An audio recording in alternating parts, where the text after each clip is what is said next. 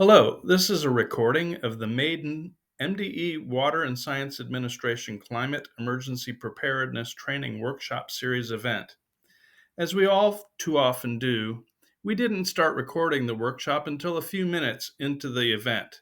So we'll start the video with a summary of what was missed. We began with a welcome by Matt Rowe, the Acting Deputy Director of the Water and Science Administration. He thanked the attendees and the participants of the event, and he mentioned that the event is hosted by MDE Water and Science Administration's climate team. The climate team is composed of WSA staff volunteers who sign up each year to help us expedite the Water and Science Administration's adaptation to climate change. WSA's adaptation to climate change is reflected in its website on this subject, to which Matt turned to describe. You can easily find WSA's climate adaptation website. First, go to the water homepage from MDE's homepage. Then scroll down to the highlights section of the water homepage, which is shown here on the screen, and click the climate adaptation link, which you see circled in the lower left. And that'll take you to WSA's climate change page. Once there, the upper part of the page notes that adapting to climate change impacts entails understanding that climate change is water change. That's because climate change is affecting all aspects of the hydrologic cycle. The Water and Science Administration's website has an introductory video which describes our commitment to adapting our routine business processes to the anticipated effects of climate change. Scrolling down on WSA's page reveals a tile of a Venn diagram. This tile links to WSA's top 4 climate change adaptation priority areas. These priority areas are 1. Leveraging science and planning, 2. Climate smart water permits, 3. Water resources and infrastructure protection, and 4. Climate emergency preparedness and response. This Venn diagram tile graphic is soon to be replaced by a new image that will lead to a dashboard of actions that support the 4 priority areas. So mark your to-do list to check back in on this webpage in a couple of months. Below that is a tile that links to WSA's contribution to the department's annual climate change report, which is an inventory of accomplishments and initiatives. This goes beyond what will be presented by our climate dashboard. Finally, on the left, circled in red, you can find a link to WSA's climate policy memo. All WSA staff should be familiar with this memo because it invites you to take proactive steps to help WSA incorporate climate resilience into all of the work that we do. Following the welcoming remarks, we touched on the scope of the workshop. We offered thanks to Matt Rowe for initiating the climate team framework and making this all possible. We gave thanks to Olivia Salinger and Tony Branch for helping to conceive of this training as members of WSA's climate team. And we gave thanks to Renee Matthews for her behind-the-scenes work, not the least of which was making lunch happen. We identified 2 key themes for the training scope. First, this is one in a series of trainings to build a culture of emergency preparedness in a new era of increased threats due to climate change. This culture of awareness should help us all take steps to prevent climate-induced emergencies, be it through improvements in our regulations, permits, our on-site inspections, or other things that we do. But if prevention fails, MDE staff need to be prepared to respond to emergencies and help in the recovery activities that follow. Second, we want to impress upon MDE staff that partnerships are essential to effective problem solving, including the building of climate change resilience, which can entail preventing or responding to emergency incidents. This training highlights many partnerships within WSA, within the department more broadly, and outside of the department. Today, we have 2 staff members from the Maryland Department of Emergency Management, MDEM, featured as lunchtime speakers.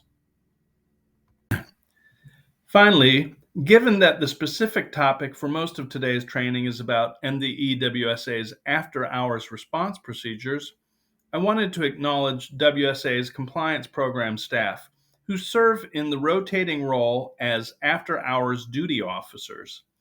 They do this in addition to their full-time job as inspectors and deserve our appreciation for their service in the evening, on weekends, and during holidays.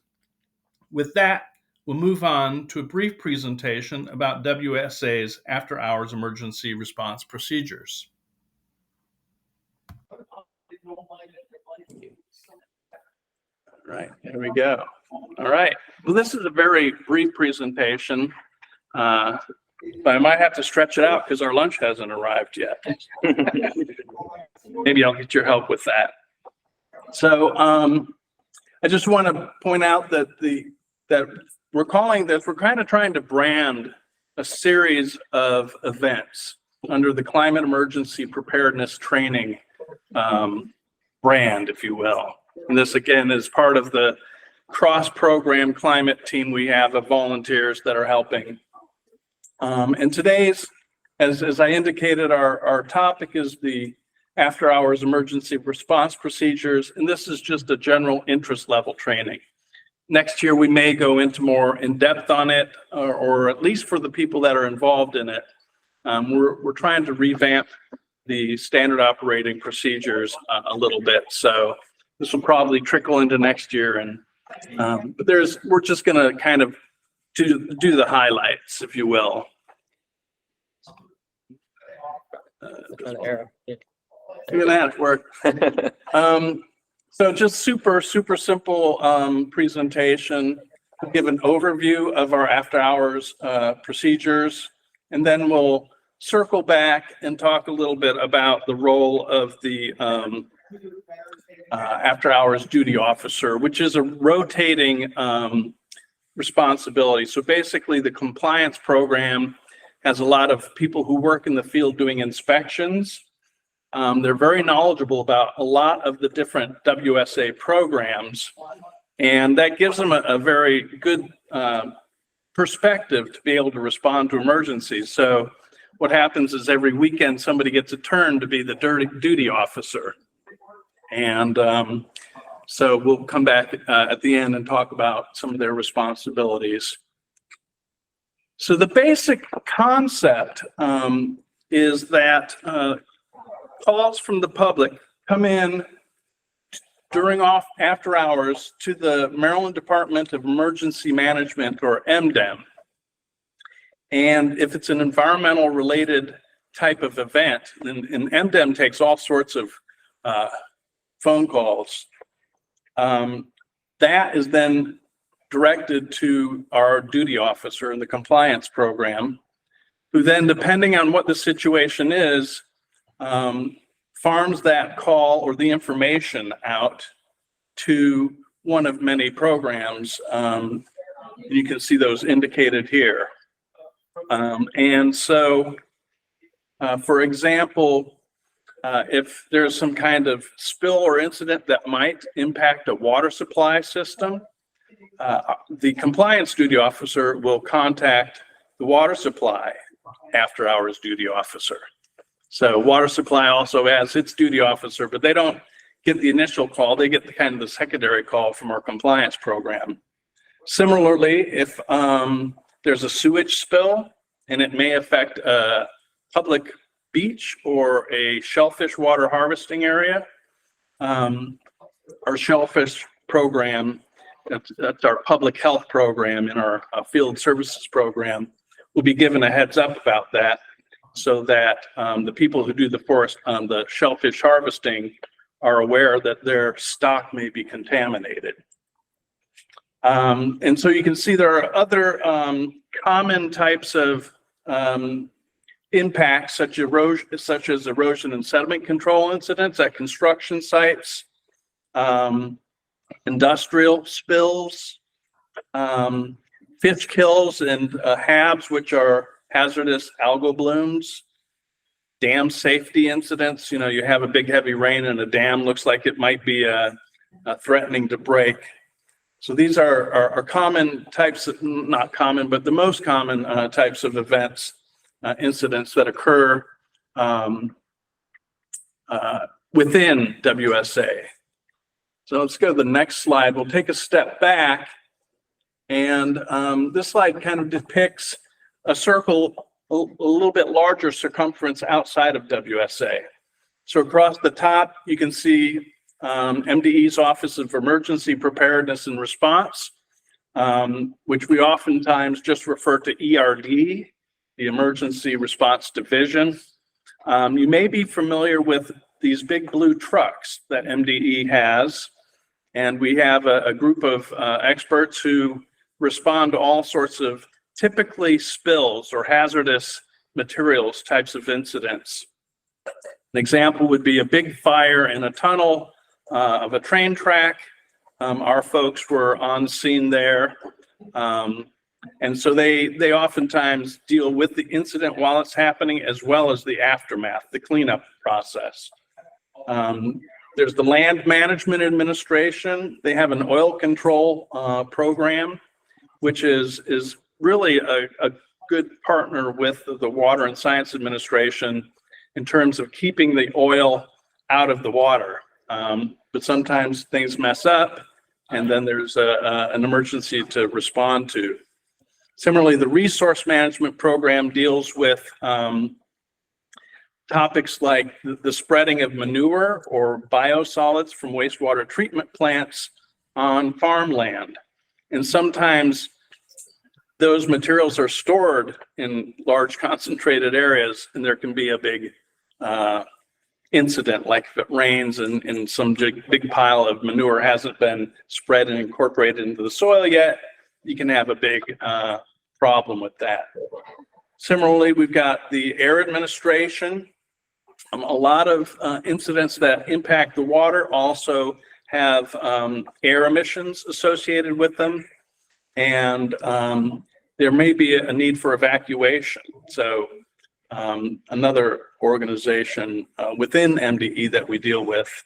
The Office of the Secretary and Office of Communications, I'll circle back to this, but perhaps the biggest aspect of this after-hours emergency preparedness operating procedure is the communications associated with it.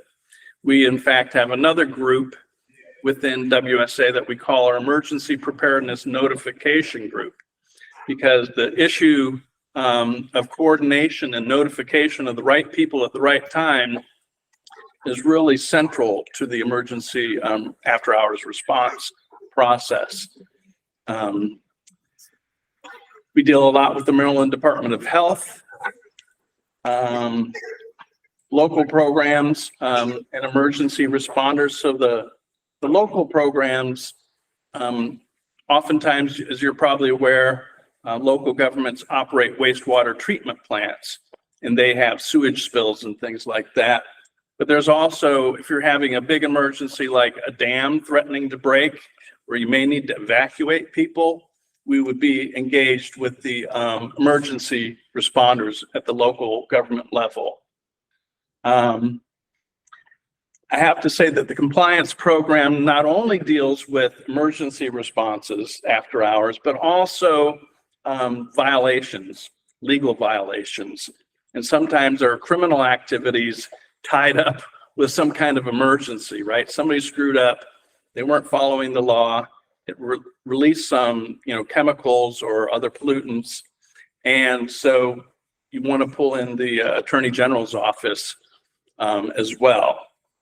We also deal with private regulated parties as well as private consulting firms. So an example of the private consulting firms is a lot of dams are privately owned, And some people that own dams don't have enough resources to maintain them, so they get, they get weakened. And then climate change, huge rainstorm, dams about to break.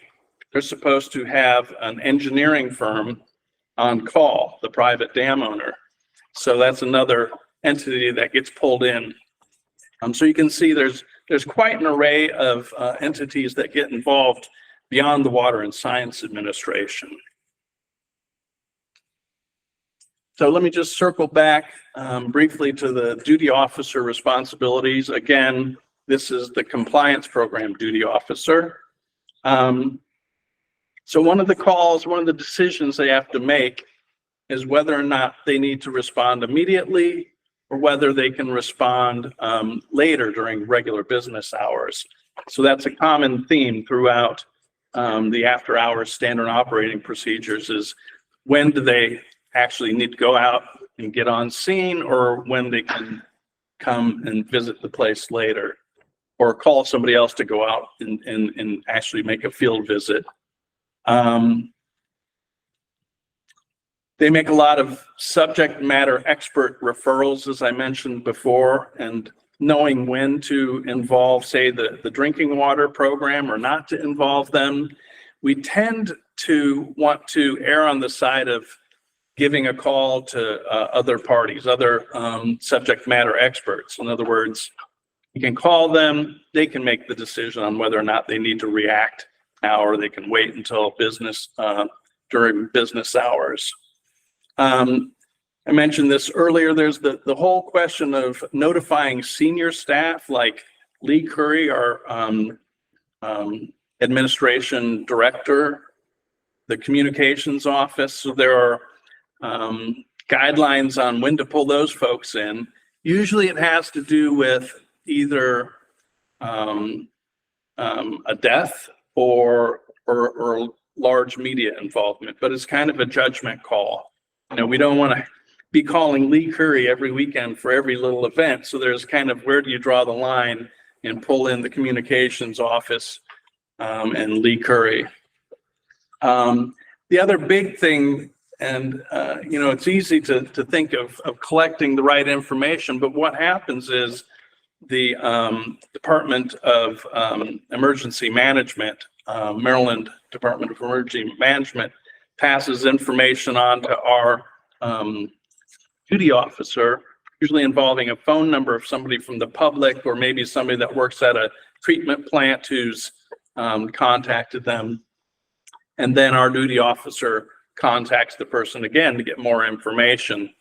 So that information collection process is kind of critical, particularly in an unfolding event, right?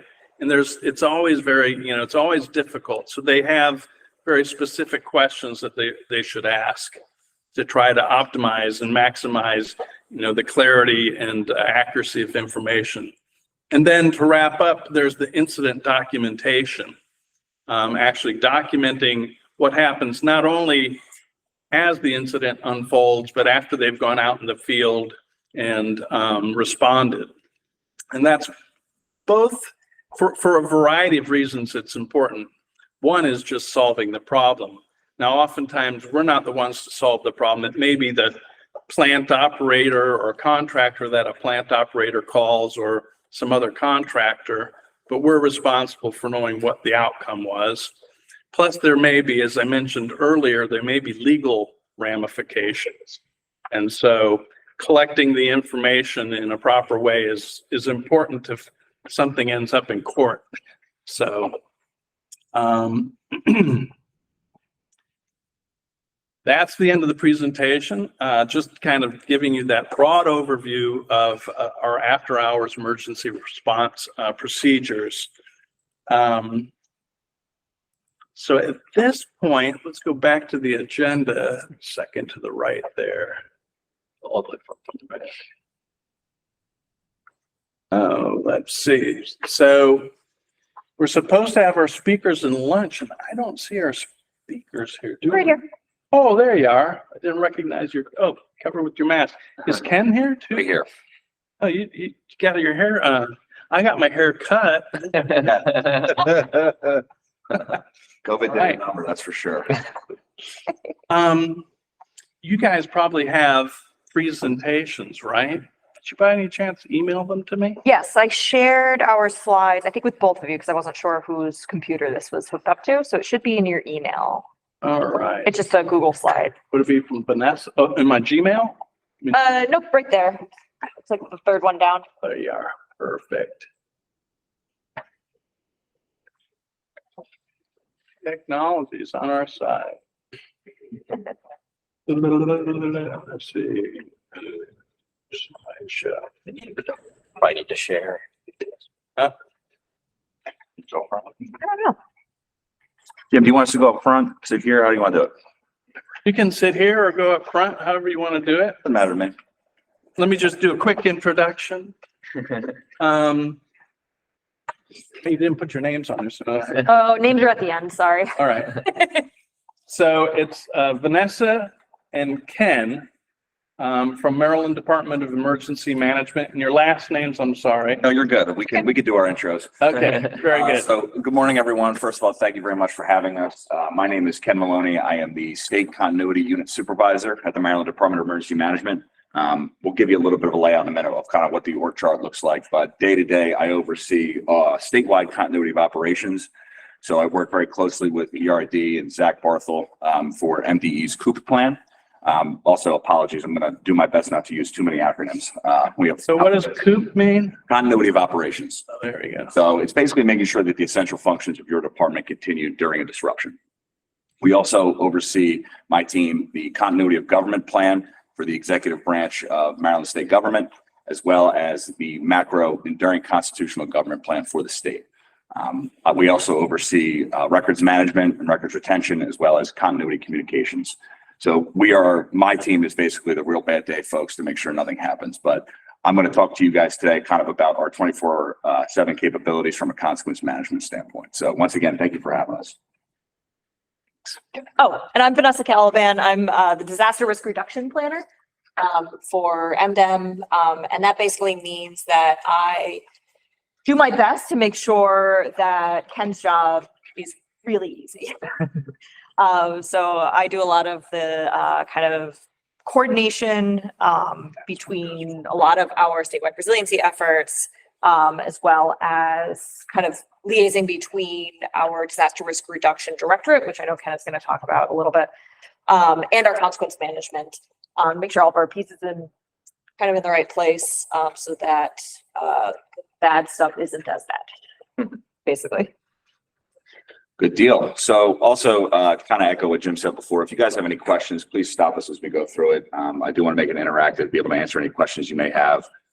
We are a smaller department that a lot of folks don't really know about, so we're happy to kind of explain and introduce ourselves as much as we can. So the first thing that I'm going to talk about is kind of the layout of what MDEM looks like as far as, our makeup and different programs we have. I mentioned before that we are a relatively small department. We have about 130 folks across the entire department. And we're broken down into 5 major areas. So the first is the Office of the Secretary. Typically, well, before October of 2020, I believe is the actual date. I may have to be quoted on that one. 21? 21. We were housed underneath the Maryland Military Department. We were MEMA back then, the Maryland Emergency Management Agency. Since then, we have become a big boy department, and we are at the table with the rest of the cabinet level secretaries, and that's what MDEM came from. So for those of you that have been around, that kind of look around, they're like, well, isn't this MEMA, MDEM? We are now MDEM instead of MEMA. So within the Office of the Secretary, we have our Office of Diversity, Equity, Inclusion, our Chief Development Office, which basically looks at legislation and how we can continue to improve kind of what MDEM looks like and kind of build it out across the state. Our newly formed Office of Resilience that Vanessa is going to talk about, and then our newly acquired Office of the Assistant Attorney General, and some of those other kind of one-offs that a lot of other departments had that we did not have as a independent agency or an agency underneath another department. So I'm gonna look down at my phone so I don't forget anybody as I go through this. So we have 3 major directorates within MDEM. The first is the Consequence Management Directorate. I'm going to talk a little bit more about our 24/7 capability, but that is housed within Consequence Management. So consequence management does all of our preparedness activities, all of our response activities, and then a couple one-off things. We have our local support branch there, which is where our liaison officers that work across the state are housed, as well as our emerging initiatives branch. That branch is really focused on upcoming trends within emergency management that we focus on, such as our school emergency management program and our recently concluded complex coordinated terrorist attack grant. So some of the more unique toys end up in that emerging initiatives section within consequence management. Next, we have disaster risk reduction, which is where Vanessa and her team live. The DRR, or disaster risk reduction, includes non-governmental services, folks who work with the private sector through emergency management, our public assistance branch, which basically are the folks who come in after a disaster and kind of work with the entities, local jurisdictions to get money to basically repair major infrastructure that's been disrupted. Think more roads, bridges versus individual homes. We also have our hazard mitigation branch, which obviously falls very closely in with what happens here at MDE as far as the environmental hazards and making sure we fix things before disasters happen. Communications and outreach, and our risk and recovery branch, which are where our risk analysts are housed, who really focus on kind of analyzing data to kind of help us determine what potentially is going to be a threat as we move forward to kind of prevent that before it happens, like Vanessa mentioned. And then last but not least is our mission support directorate. This is all the back end stuff, such as finance, the program management office, IT, a lot of the things that we need to make sure that MDEM is functioning like a normal department, if you will. And then finally, we have our 911 board. This was typically under the Department of Public Safety and Correctional Services. They also came to MDEM recently, so the 911 numbers board is now housed within MDEM under the Office of the Secretary. So we've begun to build out.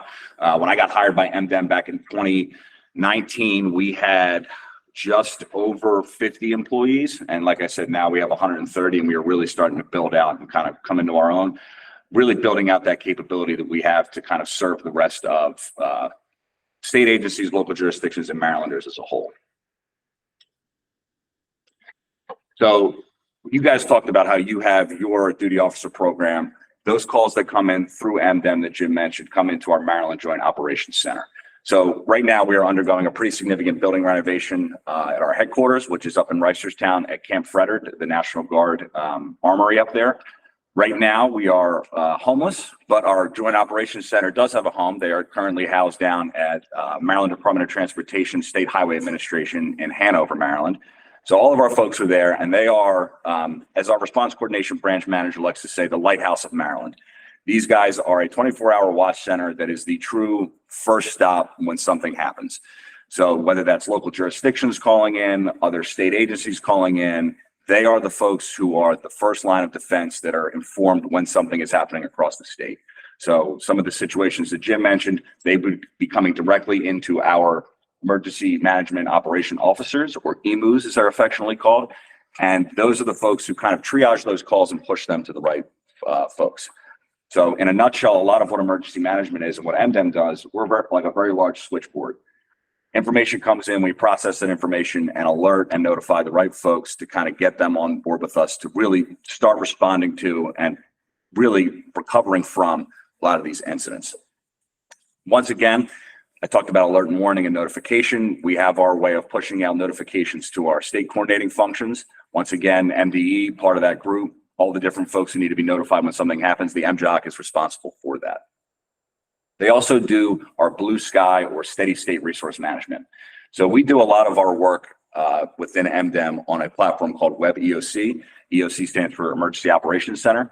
All of our information and situational awareness is provided online through that platform to our stakeholders throughout the state and local jurisdictions. So steady state resource management looks like, okay, we've had an issue happen before we are actually activating the Emergency Operations Center. People can put their requests in or provide additional information that we can kind of process and provide feedback as far as what these folks may need to begin responding and recovering from an incident. And then dispatching for state emergency response resources. So the MJOC has a couple unique departments that they dispatch from the actual MJOC facility down in Hanover. One of them is the ERD after hours for you guys. They do the Baltimore Environmental Police. They do the Office of the State Fire Marshal, and they have a couple MOSH, a couple other one-off departments, and they support our local PSAPs or public safety answering points, your 911 centers. across the state of Maryland. So this is truly 24/7 operation. If you call them any day, any night, these folks are always there. They are truly that first line of defense. So on the right, you can see some of the partners that the MJOC works with. I'm going to talk about the duty officer and director on call in a minute. I mentioned our risk analysis team, local support officers, those liaison officers that are deployed. We have folks, 5 folks, I believe, maybe 6 now, that cover the entire state of Maryland. And those folks live within the different regions across Maryland. So they are the, something happens, MJOC lets them know. Those folks can go to those facilities, the EOC, Emergency Operations Center, in a given jurisdiction to help support local emergency management when something's happening. We have our state police liaison, our MCAC liaison. The MCAC is the Maryland Coordination Analysis Center. It's basically the fusion center that really works on information sharing from a high level across federal and state agencies. There's also some local representation in the MCAC. Think counterterrorism, see something, say something, those kind of things. Those are the folks who are kind of behind the scene working with preventing terrorism. We have our state agency operational coordination or other watch centers. There are watch centers across the state who do things very similar to what the MJOC does. Good example of that is the Maryland National Guard. We interface with those other watch centers as far as information sharing is concerned. Another is the Department of Information Technology. They have the SOC, or Statewide Operations Center. Those are, Security Operations Center. Those folks monitor cybersecurity incidents across the state and other things that are related to IT infrastructure and Maryland state agencies. And then finally, another good example is SHA, or the State Highway Administration. They have their own SOC, Statewide Operations Center, that monitors traffic incidents across. So we really are collaborating with all the other watch centers constantly throughout the state of Maryland. And then I mentioned local PSAPs. Those are the 911 centers. When anybody in any jurisdiction calls in 911, we have direct lines of communication with those folks to help support local jurisdictions if they need additional resources. So I know that was kind of a lot, but this is kind of truly the funnel point of where all the stuff comes into the state that impacts either multiple jurisdictions or multiple state agencies. The MJOC will come in and help kind of coordinate those folks and get everyone that needs to be at the table. So next we have the duty officer and director on call program. So good scenario, something happens, the MJOC hears about it. The first thing the MJOC is going to do is they're going to call our statewide duty officer. The way our statewide duty officer works, it's a team of folks who work on weekly rotating basis, and they are on call 24/7. So it could be 2 o'clock in the morning, a tanker flips over on 95. We've determined that MDEM is going to be notifying MDE and the ERD is going to be responding. If I'm the duty officer, I'm going to get a phone call at 2 a.m. letting me know that this is happening. As the statewide duty officer, we have the control and the latitude to determine if we need to activate the State Emergency Operations Center, if we need to really bring people to the table to help coordinate additional resources when something happens. So it really is kind of what we call the incident commander before we actually activate. So these folks work with our director on call, which is typically a member of senior leadership who has the direct line to Secretary Strickland and Deputy Secretary or Deputy Chaz Eby to understand what we need to do. Do we need to change our posture from an emergency operations center perspective? Really all of the puzzle palace jokes that people make, we are really making the decisions here as far as what our posture is going to be. Do we need to mobilize additional resources? Is this a local incident? Is it something that we just need to monitor? So all of this is kind of happening in the back end from the duty officer and director on call perspective. The duty officer is also the person who's going to be interfacing directly with those other duty officers at different departments. Jim mentioned water and science, that compliance officer, they would be working with us as the duty officer to say, hey, based on what you're looking at now, do you have any unmet needs? And if you don't have, or if you do have, if you are good, basically, we will continue to monitor and support if needed. So this is kind of our one step away from actually activating the Emergency Operations Center. A lot of times we'll get calls that come in, no big deal. Recently I was duty officer. We had a train derailment in Washington County. We didn't have really any other information beside that. Turns out one car on the train that was carrying rocks flipped over. At the end of the day, no big deal, but our process went through and we were notified, made sure that we were there to support if needed, but generally did not need to, move on beyond that. The duty officer also worked with the MJOC to create what we call bluffs, which is basically a bottom line up front. It's basically a report for our senior leadership and other stakeholders within the state to notify them, hey, look, this has happened. this is the current situation. This is our posture moving forward. It really is the KISS method, keep it simple, stupid, to make sure that folks understand, hey, this is the important information. This is what we need to know. This is going to be the information we need to make the decision. So a lot of the way that I like to look at it, we give you the so what and then the what now. So that's really what the duty officer and director on call are responsible for. And they are also 24/7. So those folks on their weekly basis, we just had our call this morning. Every Monday, 8 a.m., the entire department gets on. The outgoing duty officer and the incoming duty officer hold a brief to senior leadership and all of our members of the department to let them know, hey, this is what happened last week. This is what we're looking at this week, monitoring special events, so on and so forth. And then on a more macro level, the entire department is split onto two different teams for our EOC activation. Those teams are purple and orange for Maryland here with the O's and the Ravens. And they are responsible to be, like right now, I believe it's purple. So I'm on the purple team. I need to be able to be supporting the State Emergency Operations Center within 2 hours of notification of an event. So the orange team gets the week off, they're relaxing, purple team is on. Those are going to be the folks that are going to be the initial response from an EOC or Emergency Operations Center perspective. And then the orange team will backfill us after that first operational period. So that's kind of the typical way things go. Obviously things can be very unique and that system can kind of mold or shift a little bit, but in a perfect world, that is our standard operating procedure from an MJOC to duty officer to actual activation of our EOC or Emergency Operations Center.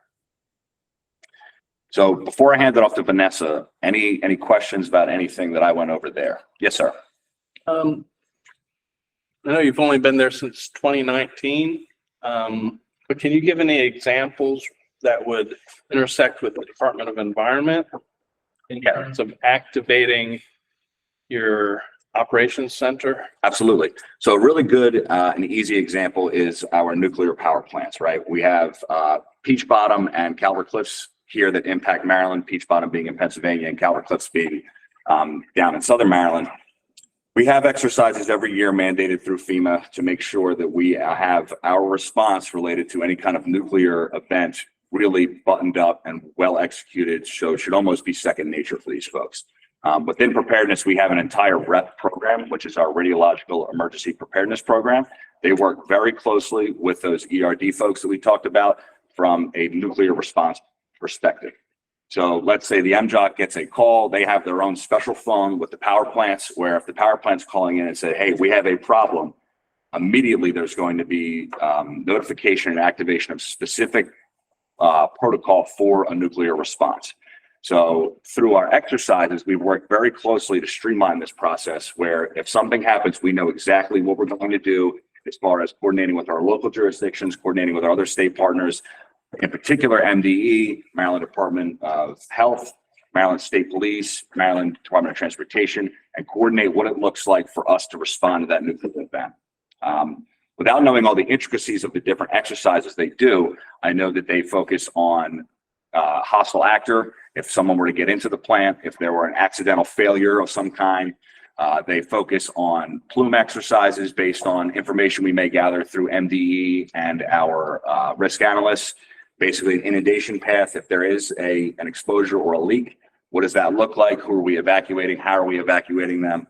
But that's really the biggest, I would say, emergency situation that would be an immediate activation and a hand-in-hand collaboration with MDE as far as an emergency response is concerned. Now, thankfully, knock on wood, that has not happened in real life, and hopefully it never happens, but that is something that we practice annually between the two power plants, and I would say it's probably our most automatic understanding exactly what we're doing, how we're doing it, and when we're doing it, which I think is great because that is one of the most catastrophic threats to the state of Maryland and our citizens. At one time, it is my understanding that the Department of Environment Secretary made the decision on whether an evacuation would be called for in a nuclear power plant situation. Do you know if that's still the case? I do not. I can track that down for you though, with our rep folks. I know evacuation is one of those things, especially here, Maryland being a home rule state, is kind of one of those interesting pathways. I know that during our exercises, a lot of the information that's shared on our conference calls or our bridges comes down to the local emergency management and kind of what, especially with Peach Bottom, what is Pennsylvania doing? What are we doing? Are we distributing potassium iodide? Are we going to, shelter animals, or, whatever it looks like based on the scenario, kind of starting at the local level and working our way up. We like to say in emergency management, every incident starts and ends at the local level. And that's what we practice with those exercises. So long and short, I'm not 100% sure what the authority looks like during one of those events, but like I said, I don't mind tracking that down for you. Yeah, maybe something worth your own curiosity. It may have changed now that you guys are a department. Anybody else? Something on a lot of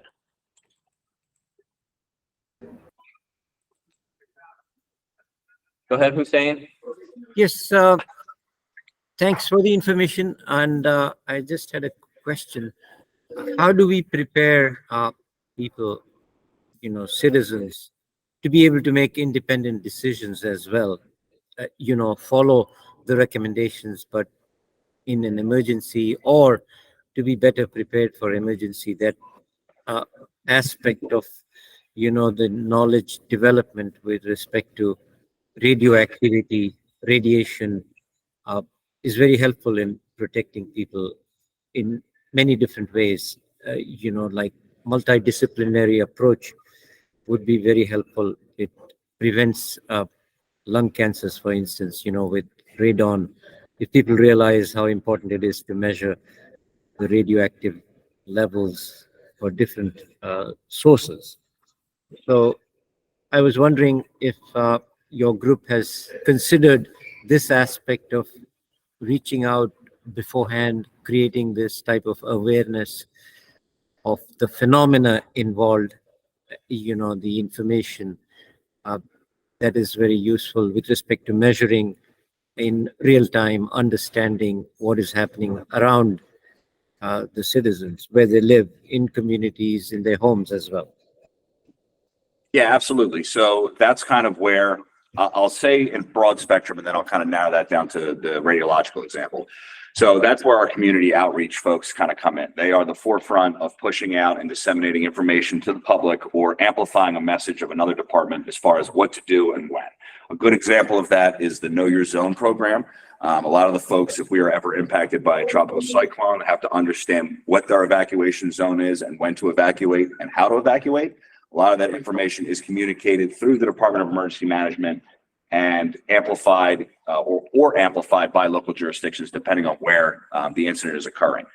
Now, from a radiological perspective, when we have these drills, one of the things that happens within our senior policy room, folks at MDE, the Department of Health, and MDEM discuss protective active decisions, or PADs. Those PADs come out and are pushed out to the local jurisdictions first. Once there is concurrence on that protective action decision, we will blast that through all of our social media, whether that's Everbridge or our reverse 911 system. Basically, when you get an emergency alert on your phone, we can geofence that, basically make it only happen in one location. We can make it happen statewide. It's our effort to really minimize the panic and make things as smooth as possible, whether that is a shelter in place or an evacuation. But we utilize our communication and outreach tools and mass notification systems to really keep the public informed and make sure that those folks know what to do and when to do it. I will say, typically the folks who are located in those counties that are exposed to direct contact with those power plants are more familiar with the sirens, are more familiar with what Ki or potassium iodide is. Those folks are the ones who I think will be a little bit easier to communicate this to when something happens, because they've been there, they've lived it. But really the long and short of it is we would coordinate the message either from the local jurisdictions or other state agencies through our communications and outreach to get the best information to our stakeholders as quickly as possible and as effectively as possible. And one other thing I will just really quick on top of that is every county in Maryland has an appointed local emergency management director. And at the state level, I think we really work to empower our county level emergency managers, county level governments to identify what their threats and hazards are for their local jurisdictions. And we work to amplify those messages. So you mentioned something about radon. That would be an issue that I don't think is prevalent everywhere, but from a statewide perspective, we would work to amplify any messages that are put out by local governments, because they're really the ones who know their communities, they know their threats and hazards, and they know their residents really well. And I asked if you could talk a little bit about federal coordination and when when that occurs, or, how that process works. Absolutely. So I'll just look at a broad spectrum, not necessarily with a radiological incident. FEMA Region 3, based in Philadelphia, oversees 5 states and Washington, D.C., one of them being Maryland. So here within the state, we have what FEMA calls their FIT team, the FEMA integration team. Those are folks who are embedded within the Department of Emergency Management to be our direct lines of contact to FEMA. Typically, if we are activating FEMA or asking for assistance from FEMA, we are going to what we call a full activation. So there are 4 levels of activation. We have normal activation, which is today, steady state or blue skies, as we call it. We have enhanced, which means there's typically one entity impacted, and we are beginning to get resources mobilized potentially to kind of help them monitor what's going on. But we actually have butts and seats, if you will. Partial activation is when we have multiple state agencies. We have coordinated our state agency partners through that state-wide coordination group, or SCFs. Get those folks to the table, multiple. That would be a good example of radiological potential, or massive flooding, or tropical cyclone, so on and so forth. And then full activation, we have requested the feds. They have brought down something called an IMAT, an Incident Management Assistance Team. And it is a full group of folks, or full team of folks from FEMA, to supplement what we're doing in the State Emergency Operations Center. But that really starts with that FEMA integration team I mentioned. So we'd be working with them, blue skies, and say, okay, incident has happened. They are aware through the MJOC notifying folks at the region, hey, this is happening. And then they would offer, hey, do you think that you may need federal help? Right then, we may not be sure, but we'll say, hey, look, we're going to continue to communicate with our FIT representative here in Maryland, especially from a response perspective, because they're all across the different directorates that I mentioned earlier. And from there, if we determined that it was going to be elevated to a true federal involvement, we would put a request into FEMA through our FIT person to say, hey, look, we're going to need an IMAT to come down and supplement us based on this event. That opens all kinds of other doors. We have, without going too far in the weeds, a defense coordinating element, a DCE out of Philadelphia, which is basically how we would operationalize federal resources from the Department of Defense. What they call ESFs, emergency support functions at the federal level. Those folks could be brought to bear. Think Department of Transportation, EPA, some of these larger federal agencies and resources they could bring down. During COVID, we saw that with Health and Human Services and their group ASPR, which is their emergency response folks. So it really is a trickle up effect, right? Starts local, issues local. Do we need the state? We move up to the state. Okay, does the state need the feds to come in and support us? It's kind of the same way, where we're not necessarily calling a watch center, but we have points of contact. We have great relationships with the folks in Philly. If we were to call them directly, but kind of up through that resource request process, similar to what would happen here and your assistance from MDEM, we would do the same thing for the feds. Follow up on that. Are there situations where the feds pretty much come and say, we need to be involved? Or has those issues been worked out? Because I know there's always kind of a chain of command. There can be a chain of command question. Yeah, so Maryland is a good example of things getting pretty hairy pretty quick based on all of the federal facilities that we have here. Now, if it happens, let's say I'll use Fort Meade as an example. If something happens on Fort Meade, it will be holistically a federal issue. If it does, for whatever reason, spill outside of Fort Meade, like if there was an aircraft crash, let's say, and it was a fighter jet crashing outside of Andrews Air Force Base, that would be a federal jurisdiction issue, even though it's happening within Prince George's County. So it kind of depends. There are certain things like a radiological incident where the feds would be immediately part of it. I don't know if they would necessarily come in and say, no, this is our jurisdiction, because that wouldn't make a ton of sense in my opinion. I can't say I've seen anything like that. But I do know with COVID, for example, they were immediately activated for us. We had folks embedded with us for the entire duration of our in-person response, and that was kind of from the top down. The way that we typically go about requesting federal assistance, or we would ask for a presidential disaster declaration. As soon as we ask for that declaration, federal resources are coming to bear. So I can't think of an example unless it was happening on federal property or something related to maybe Camp David, where the feds would come in and say, oh no, this is our jurisdiction, where it would happen. There are other things like within our special events realm that we call national special security events, NSSEs. Think inaugurations, State of the Union, major events that kind of come to bear that involve the president. Those are coordinated by the U.S. Secret Service. So if we do have a presidential visit or a major presidential event, it will be coordinated by the feds, for example. We will be supporting them, but they won't be coming in and saying, oh, it's not MDEM show. In those situations, we know that it's federal jurisdiction. We're there to support them if they need us. Does that answer your question? Yeah, that's helpful. A little bit of a hairy situation because it all kind of depends, and politics obviously come into play at the local, state, and federal level, when we need to bring them in, what they need to be doing for us, how they can support, and so on and so forth. I had a quick question about something you said earlier, your Earth 911 capabilities. Is that something that could be mobilized and used easily, or is that something that you would reserve for larger scale events? So I know that for MDEM's perspective, if we were to do a statewide blast, all of these reverse 911s, local jurisdictions have their own, and then we have a statewide one, right? So it costs money for these local jurisdictions to push this out, but they typically don't do too many exercises on it because the feds will do their exercises. We have our own internal group through Everbridge, but if we had to mass notify the state, there would be moving parts that is a little bit kind of, without saying above my pay grade, it would have to be something that was actually happening for them to kind of mobilize that, but it would be easy to do. We have a couple folks who go through what we call IPAWS, which is basically the integration warning system through FEMA and through the state to kind of push out these messages, but it really depends on what the situation kind of warrants. But we could issue it very easily if something were to happen. Okay. Well, so we had an incident earlier this year where there was a local jurisdiction out in Western Maryland that did have a Earth 911, and I mean, that capability would be useful, especially if it could be localized to a fairly small area.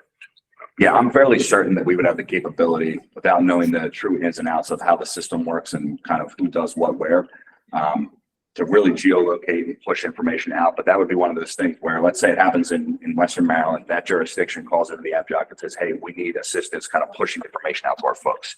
So those, not only with the technical folks on the back end, but also our communications and outreach folks, work with them to get that message out as quickly as possible. So don't necessarily know the ins and outs of it, but I know that the capability does exist. The IPAWS is also what covers wireless emergency alerts. So the things that, that show up on your phone that, look like text messages, but they say like presidential warning. And the radio TV one. Yeah, like the EAS alert. Like Yeah, emergency alert system. So that's what you're watching TV, and it says, this is a important message from the whatever jurisdiction, or the sound on the radio, that's your EAS. So those are things that can be used, but they are, I believe they're more regulated from a national perspective because it has to go through that state for only certain individuals who are. Good example is think when you get like an ammo alert. Those are messages that are easily pushed out. If we had an incident that warranted investigation like that, where something was happening, we really needed to notify people as quickly as possible. This would be pushed out directly to whatever that geofence location looks like, or statewide if necessary, to kind of just get it out as quickly as possible. All right. All right.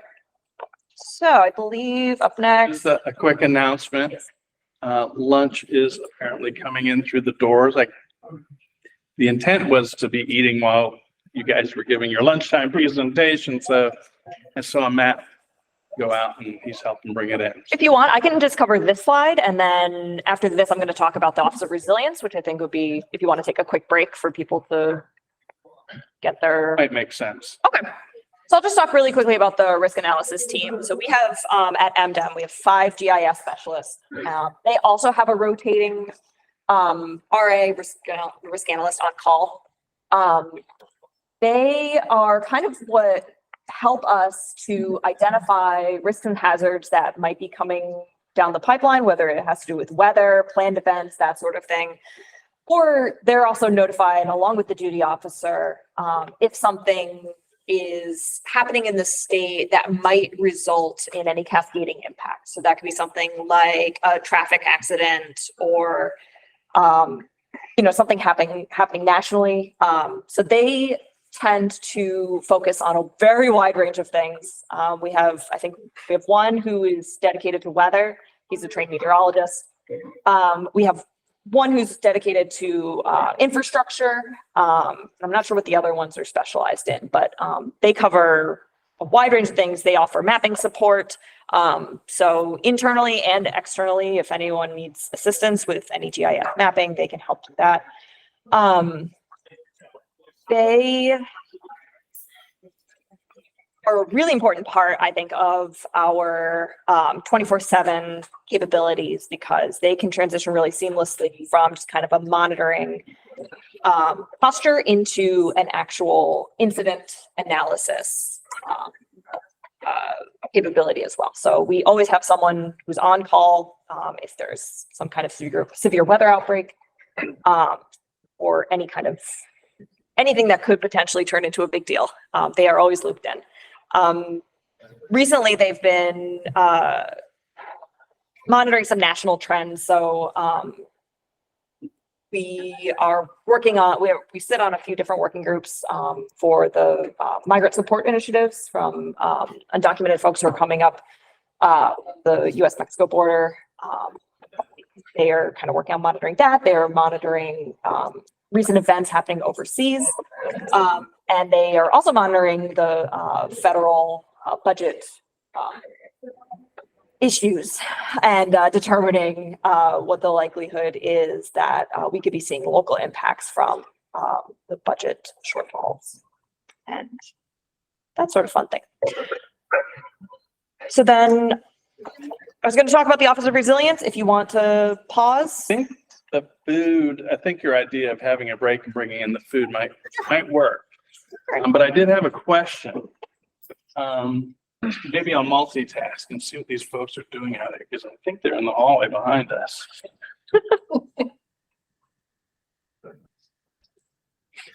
Oh, apparently not. That's great.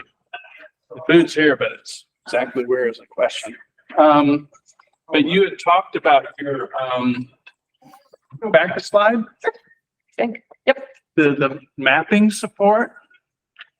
And I presume they do GIS analyses, and we can do that kind of thing too. Right. If we can get help or maybe partner on something.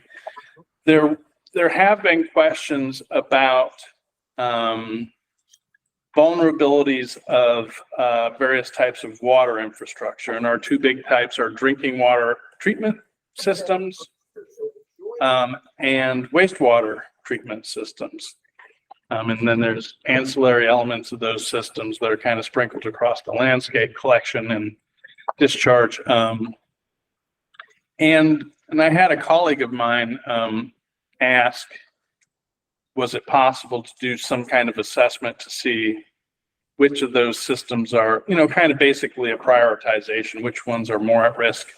A lot of them tend to be in low-lying areas because, they're discharging to water or they're withdrawing water from surface water. And those would be, I guess, be more at risk. But is that the type of thing that your GIS folks might do? Or they, it's probably something we should hire a consultant to do, to be honest with you, but I'm just curious. I imagine that, so that would probably kind of integrate their kind of abilities, their mapping abilities with kind of identifying where all the critical infrastructure is. I don't know for sure if our folks are specialized enough to do that sort of analysis. But it's probably asking a bit too much, but I thought I'd share it anyhow, just to, One thing I will say that is potential, I don't want to speak out of turn and put my people on the spot here, but I know that if working through our hazard mitigation folks, who build the statewide hazard mitigation plan, as well as the GIS folks, would be able to probably assist from a natural hazards perspective. If you wanted to understand vulnerabilities that exist from maybe a threat actor, that's where the MCAC would come into play, that fusion center I talked about, because those folks can do assessments of your CIKR, critical infrastructure and key resources. So it kind of depends on which way you want to look at it. If it's from a holistic standpoint, I think that we could support in some way. I don't know exactly, kind of like what Vanessa said, I don't know exactly what capability they would be able to provide directly, but I know if you're looking for more that hostile actor, threat actor, is this something that it can be compromised through a cybersecurity attack, or is it something that can be compromised through, an actual physical attack? I think we saw recently power substations being shot at, that kind of thing. Understanding what the vulnerabilities look like, those are the folks who can help from that terrorism perspective. We may be able to support from that natural hazards perspective. Right. And there may be a more appropriate type of thing, might be kind of a peer review and a methodology development perspective. Like if we were to hire a consultant to do that kind of analysis before we sent out the RFP and the scope of work, having your folks review it and chime in on, give their 2 cents, so to speak, might be a valuable partnership opportunity. All right, I'm going to try to track down lunch real quick.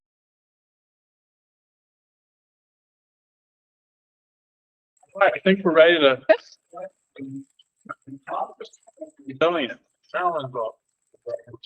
Yeah, so we've got some exciting things happening at MDEM. The Maryland Office of Resilience was established in legislation last year under the Maryland Department of Emergency Management. That office is going to be led by a Chief Resilience Officer. Hopefully we'll be starting sometime this month. The office did technically take effect last year, but the bill was passed without funding. And as it turns out, you need to have money to hire people to work. So we have been working. This is where the other duties as assigned clause really revs up. But anyway, the major functions of the Office of Resilience are, I think, first and foremost, to serve as a coordination body, because as I'm sure everyone in this room knows, there are a lot of really important things going on with resilience, especially climate resilience. And I think MDE has a huge role in that. That being said, there are also a lot of really great resilience activities going on at the Department of Housing and Department of Planning, and a lot of other really great efforts that are being undertaken to support a really holistic view of resilience. Something in emergency management we refer to as all hazard emergency management, which is where you look at, not just how do we protect from tornadoes, how do we protect from severe weather, how do we protect from bombs, but also looking at all the hazards that could potentially impact, preparing for those impacts and not just the specific. So that coordination body, I think, is really, the legislation also lays out that the office is responsible for setting a resilience baseline and a strategy for improving resilience based on that baseline. So that's something that a dedicated person is going to have to tackle. And then looking down the line for future planning, looking at our 2-year goals, our 5-year goals, and our 10-year goals. So right now, what we have been working on without a dedicated staff, so it's mostly been my boss, Sarah Bender, who's the disaster risk reduction director, and me doing all these things kind of in addition to our other identified jobs. We're working on hiring a chief resilience officer who, like I said, we think is going to start sometime this month. The other really tangible thing that we've been able to accomplish in the last year is we're working on a resilience toolkit. So MES, Maryland Environmental Service, has been working with us on putting together a database search engine kind of thing where can basically any person, anyone from a state agency, anyone from the public will be able to go and use this toolkit to search for different resilience related funding opportunities, whether it's grants, loans, different data sets that already exist. different programs like the National Flood Insurance Program, and a number of different things. And that's going to, we hope, really help match people who want to engage in resilience work with the resources, the data, and the funding to be able to do so. So that's really exciting. I think we're almost ready to roll it out. We're in like kind of beta mode right now, where we're testing out the functionality, and then we just have to put in all the actual data, make sure that it's good data.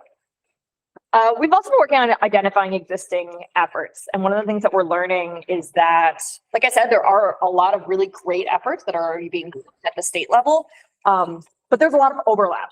And a lot of that we think has to do with everybody has different legislative mandates. So between MDE and DNR, I think there are I think we sit on like 3 or 4 different working groups. And, you know, at first we were kind of thinking like, wow, like we're having these conversations over and over again. Like, why are we duplicating so much? And then we sat down and realized, well, there's legislation, there are plans in place that require these different working groups to exist. So we're kind of looking at what is already happening and seeing if there are ways that we can kind of better synergize our existing efforts. Relationship building has been a really big part of it. And then, and like I said, those the working groups.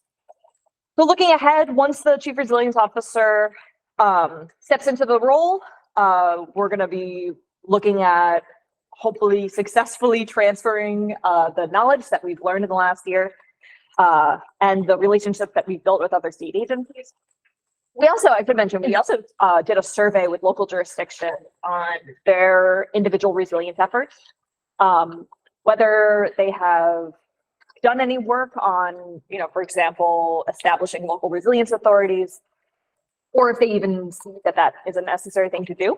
So we surveyed them, we got some really good data, and so we're going to be using that to hopefully inform, you know, those 2, 5, and 10-year strategies as we look the future and working with local governments and state partners. So when Ken and I were talking about what we were going to talk about, or how we were going to present the Office of Resilience in this lunch and learn about primarily after hours emergency response, we're kind of scratching our heads because we're thinking, well, you know, the Office of Resilience doesn't really have much of a response role. This person and this office are mostly going to be looking at policy and relationship building and all the kind of programmatic relationship building that we think is really necessary. But kind of what I said before, all this work that we do in resilience and mitigation is going to make our jobs so much easier down the line. We're building these resilient communities. We're making the community stronger. We're increasing their recovery capacity. And I kind of like to say that my goal as an emergency manager is to work so that I don't have to have a job anymore. So we'll see how that goes. But I mean, if you know, looking at the very definition of mitigation, it's the actions that we take today that are going to lessen harmful future impacts of threats and hazards.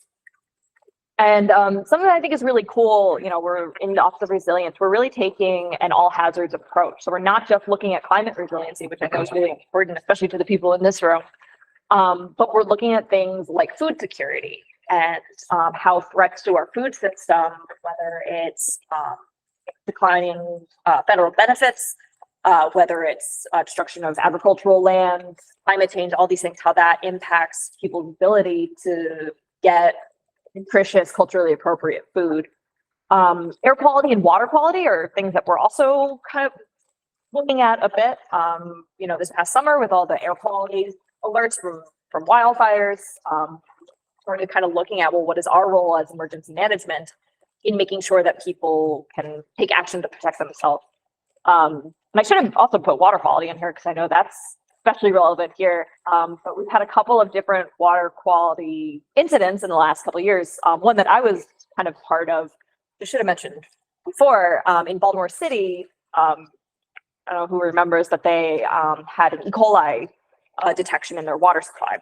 And so MDE was the lead agency in charge of that response and making sure that the water supply was going through the appropriate testing and notification and all these different things. On the MDEM side, though, we were looking at kind of, well, the people who live in that area, how, do they have access to clean drinking water? How are we going to distribute bottled water to these residents, making sure that they can actually access those points of distribution? Because I believe it was in an area that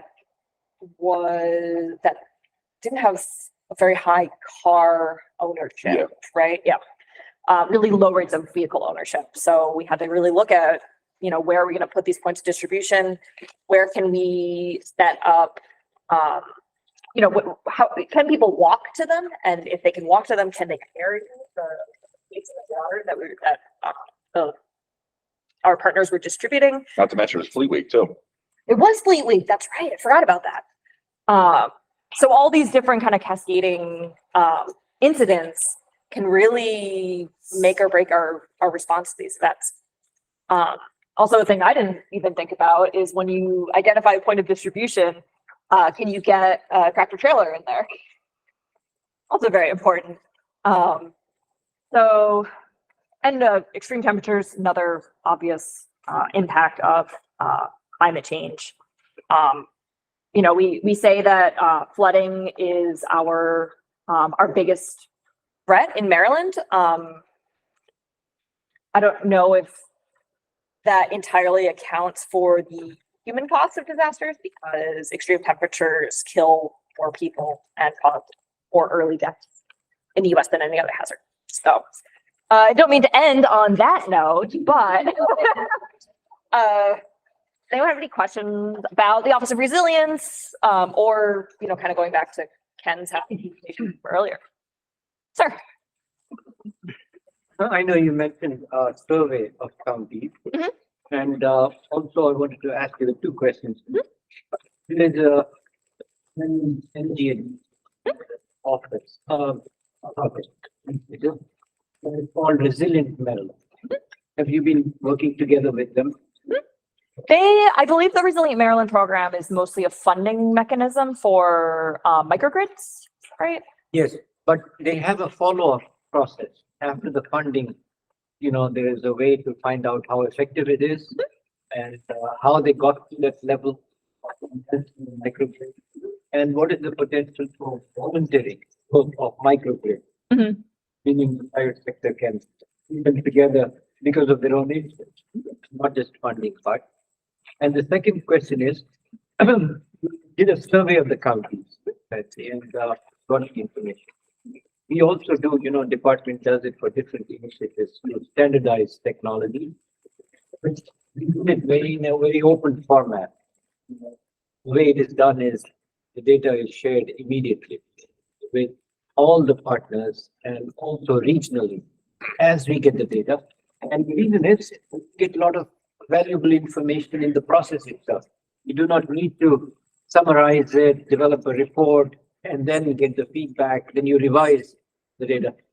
If you collect the information and then get comments on it, you can see what all changes are happening while you do the survey. And that process continues on its own. You see, even after the survey is concluded, you kind of improve the information. It becomes a continuous process. Is that how your survey is working? I believe that was just an initial kind of in our information gathering phase. So that was mostly for internal use. Kind of look at, we already kind of knew that, Annapolis, Anne Arundel, and Charles County have resilience authorities, but we weren't really sure if we were just missing other initiatives that were already happening. So we just need kind of a blanket, all 26 jurisdictions, what are your efforts? What do you have things in the works? And that sort of thing. So I think it was mostly just for our own internal information gathering. So when would it be possible to share that information so that it is not duplicated for other reasons, like for energy generation purposes or advanced technology implementation? The resilience part comes in. The survey was completed, I think, a year ago, but I don't know if we have plans to share it. But if you are interested in the results, I can definitely Okay. share it here. I'll leave my card here. Shove some extras in my bag. Oh yeah, our contact is also on the last page. I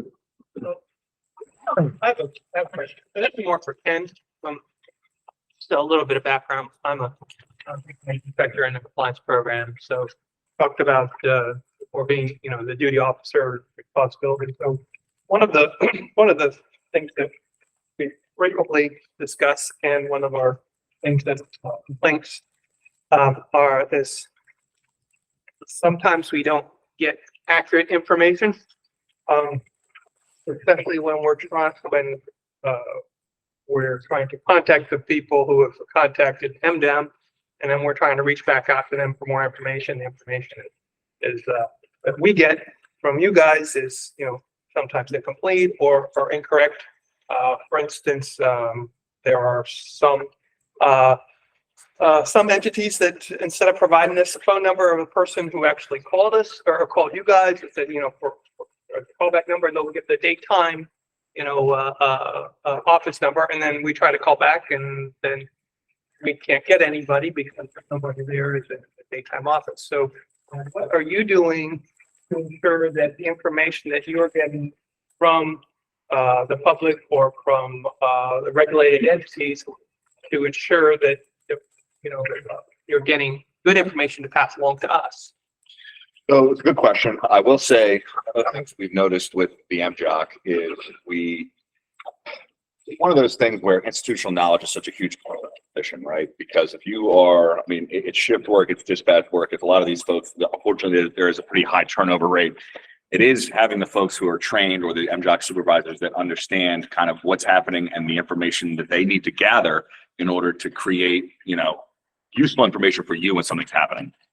So I think part of it is a training piece, and I think part of it is kind of an exercise piece.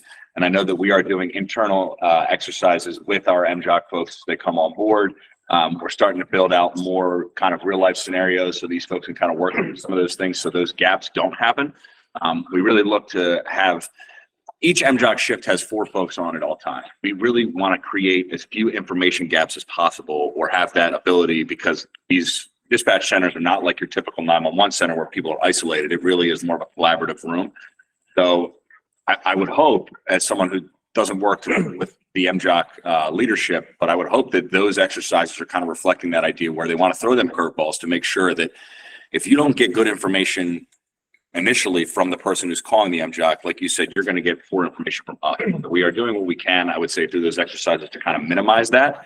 I'm a big believer in, creating exercises that identify those gaps. This way we can close those gaps.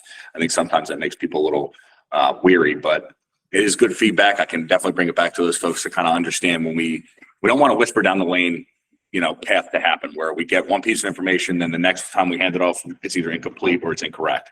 So I could definitely work with those folks to kind of let them know, specifically related to MDE, as far as knowing, okay, this individual is calling me. These are the 5 things I know I need to get from this person in order to provide you the best information for your decision-making purposes, if that makes sense.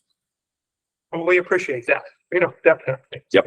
If I may make a suggestion, the biggest thing is when somebody calls you and they say, you ask them to have a phone number to make sure that you're getting the phone number where they can be reached immediately. Yep. The actual person who called, rather than saying, okay, this isn't your office number, is it? Or, is this a number we can reach you? I think one of the things that we could do better too, and this is me, not because typically I don't work directly with the MJOC, right? I'm a preparedness guy. Those guys are more of the response folks. But what I will say is I think that what we can do potentially is the MJOC should have a list each week, if it is on a weekly basis, of all the other duty officers that exist throughout the state. If there is a way that information can be gathered and aggregated and distributed to our supervisors within the MJOC to understand, okay, MDE has these folks who are going to be your 24/7 points of contact. State police, it's easy because those folks are up all night, right? They know what barrack to call. Understanding who it is at MDOT they need to call if something happens, right? Getting that kind of list and having that updated very frequently. This way people aren't getting like, so continuity guy, right? My biggest thing is worrying about recovery time objectives. If there's a disruption, I know that if we don't fix it within a certain amount of time, we have catastrophic failure. So which is very, for me as an essential function guy, I can't have it happen. So if I know that something happens, that incident says, if we do not start responding to this within 3 hours, we have catastrophic failure. Right there, not getting the right phone numbers or not getting that process streamlined is cutting down on our ability to respond to something, right? So that's good feedback that I can bring back to those folks to be like, hey, we really need to, this is an easy fix when something happens, understanding who the right POCs are and how to get in touch with those folks. Thank you. That's all. That's great. It's a good tie-in. I think we're Yeah, we can move on, yeah. it's a good tie-in to the theme again. And just to repeat, we're working on kind of revising or enhancing or cleaning up our after-hours SOP. And it's going to probably go over into next year since we're entering the holiday season here. I don't want to put a bunch of work on folks right at this point in time. And things are working well enough with the existing SOP. But maybe there's an opportunity for follow-up between our two departments next year sometime and get some of the folks who do this kind of work to talk shop with each other. Absolutely. And then get more Potbelly food. But at this point, and thank you very much, that was very insightful, both perspectives that you gave, the overview of your department as well as your primary functions. So that's good food for thought and just background information for folks that are participating today. So at this point, I think we're going to transition to our after lunch activity, which is kind of an experiment. We're going to have a panel, and I think we're going to have to move some chairs so we can, I hadn't really worked out the details of how the panel would work. Would we put chairs up front? Yeah, we can just have the panel members who are in person come up front, and then there's some virtual as well. That's There the may be case. one virtual. Okay. Yeah. We got the camera in the backs of the heads. Oh, right, Issue. right. Yeah, we're happy to participate too. Yeah, I know we talked. Yeah, that'd be great. I unfortunately have to dip out, but I'll be here. All right. Also, for any questions at the end, I know that we're on a pathway here. If there's any questions at the end, I'm happy to stick around if anyone wants to talk further. Take that, yeah. if anyone wants to get in touch. So what we had envisioned was two kind of unfolding emergency scenarios. And we'd have two different panels with some overlap of the individuals. So the first panel deals with situation of harmful algal blooms at drinking water reservoirs where they're getting their raw water to treat and put into the drinking water distribution system. So we have Chris Luckett.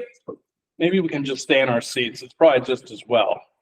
Otherwise, your back's going to be the camera. We didn't figure out, we missed a logistical detail here. We got Chris Luckett. You want to stand up? He's with our field services program, expert on algal species as well as many other things. But he is able to look through a microscope and identify different types of algae and whether or not they have the potential to generate toxins, and then what you do about it if depending on the situation. We've got Arno Laud. He's with our compliance program, kind of a key focal point of after hours response in the sense that the after hours standard operating procedure somehow fell in his lap. Yeah, I'm not Haven't really determined how, but fortunately he's kind enough to have been a great partner in working on it. And then Gavin Courtwright, we wanted to spread these people out as far apart from maybe Gavin, if you could come over here, because then you'd actually be in the camera. There's a camera over there. And Chris, could you pull up maybe into this spot here, and then we at least have the semblance of a panel. Back there, perhaps near Gavin. Sure, if you want to. I think you can actually zoom in almost. And far from the camera. And I'm going to just read our little scenario. Like I say, this is a bit of an experiment. I described it when we were planning for this event as kind of like reality TV show, which is somewhat scripted, but has some improvisational aspects. So the scenario is it's the month of August, hot, and the region's been experiencing a prolonged period of hot weather with low precipitation, creating favorable conditions for algal growth in our drinking water reservoirs. We have some water supply operators for 2 small drinking water reservoirs that have noticed significant increase in turbidity, discoloration, and the odor of the water. Concerned citizens have reported the odors, a few dead fish floating near the shores, and have lodged water taste complaints. The systems are facing suspected harmful algal blooms. I guess I should look over here. And we sometimes use the acronym HAB, H-A-B, for harmful algal bloom. They can release toxins into the drinking water, which can cause gastroenteritis symptoms such as vomiting, diarrhea, fever, and headaches. And for people who have immune suppressed systems, death. Dogs have also been known to drink such waters and perish as well. So that's the scenario. Now we have some questions that we're going to throw out to the panel. And the first one is, how is a common blue-green algae bloom distinguished from a harmful algal bloom that the water supply operator might encounter? So there are blue-green algal blooms that happen. They have taste and odor problems, but they aren't necessarily a harmful algal bloom. How do you make that? How is that distinction made? Who makes it? And that type of thing. That's probably a question for me. An operator, if they didn't have experience with harmful algae blooms, really would only be able to say that there was a scum on the surface or the water was discolored. That's really all they would be able to say. And if we got that report, we would send someone out. There's a group of 5 of us in our division right now. We send someone out to collect samples. And to know the answer to the question, you have to examine the sample under a microscope and identify, what's causing the color, and if it's toxin potential producers in the sample, then we would target certain toxins to analyze to see what the concentrations were. Great. Any other observations, thoughts? So we do have that in-house capability, but we would also recommend to the water system to send samples out. There's a lot of labs in the area that can do pretty much the same thing that Chris's group would do, but just to have, some redundancy there is nice. And then DNR also has some speciation capability. Oh yeah. They don't have the capability to actually analyze for the toxin. So we try to get samples to as many different places as possible to try and get some sort of analysis as fast as possible. Do some sort of cross analysis to see what we're really dealing with here. Yeah, to back up a little bit, harmful algae blooms are managed in the state by a consortium of agencies. Most of them don't necessarily involve even human health. It might just kill fish. So the Department of Natural Resources, which does a lot of algae monitoring and has taxonomy capability and sort of some rapid toxin testing capability, they're heavily involved. We don't really do anything without them. They don't really do anything without us. And the Maryland Health Department and local health departments as well all work together to manage algae blooms, whether it be for human contact, recreational, and accidental ingestion, or whether it would involve drinking water reservoirs like it does in your scenario. And then at that point, not only is our group at MDE, but water supply, obviously. That's very helpful. Critical, important, yeah. So what you're describing there sounds like a kind of a statewide standard operating procedure that involves multi-agencies. That's correct, yeah. Yeah, there is one in place. It's for the 3 agencies and we're currently in the process of reviewing that. And we also have water supply program has, as part of our internal after hours SOP, we have a HAB section. I'm not sure if you guys have something formal for that. So we have an after-hours calendar that goes out to the MJOC as well. A lot of times when people report, say, an algae bloom or a fish kill, which is also our group, it doesn't really go through compliance. It just goes straight to us. They know what to do. And occasionally there's this overlap. And I think we've mentioned institutional knowledge. Sometimes I get something, I think, oh boy, I better talk to somebody in compliance. This isn't just me. And of course, compliance gets the same thing. A call from a citizen, the water's purple. If someone's dumped something and it goes straight to compliance, it doesn't take them long to figure out that purple isn't antifreeze, it's probably algae, and they give it to us. And so there's a lot of things get passed back and forth.